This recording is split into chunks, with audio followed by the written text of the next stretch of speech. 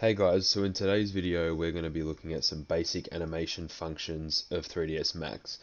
So what we're going to do is we're going to make an animation with this terrain from an earlier video, but first we're going to make it look a little bit more animated and fun, so we'll change the colors of the terrain and the water.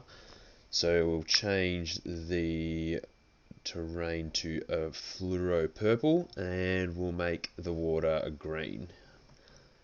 There we go.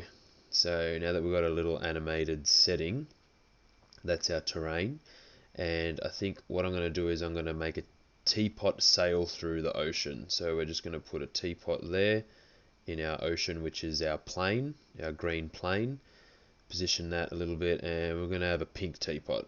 Keep it nice and bright and complementary. So now that we've got all that set up, what we're going to do is we're going to go back into our perspective view, and this is our scene. So we're going to use the Autokey function in 3ds Max's animations functions. So once I've selected that, it's going to automatically create frames. So if I move this to the 50 mark, what's going to happen is what our scene looks like now, between now and 50 to what I change it to, is how long it's going to take to change.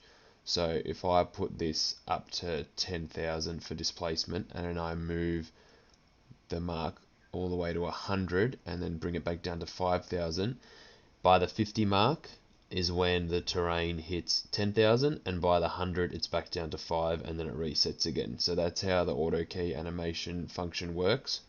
You can also, once you've done that, select individual frames and delete them. So I've deleted the 51, which means now from 0 to 100 it's just going up to 5,000, because 5,000 displacement for the terrain was the height that we had at that 100 mark, rather than going up to 10,000 and back down to 5,000.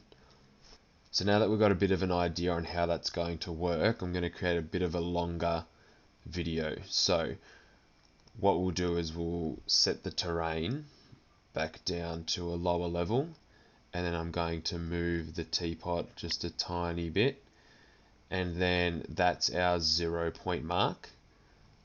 So once I have set that 0 point mark, what I can do is then I can move the marker up to 5, and then we can set another scene. So I'll move the teapot slightly, and then I'll adjust the terrain a little bit higher as well. I'm just going to use 2.5, 5,000, 7,500, 10,000 and go up and down. As you can see, we're moving the teapot slightly every 5, and the terrain up and down as well. So once we've finished setting all that up, we'll just speed through it all. We've now got our scene set up, and if we click play,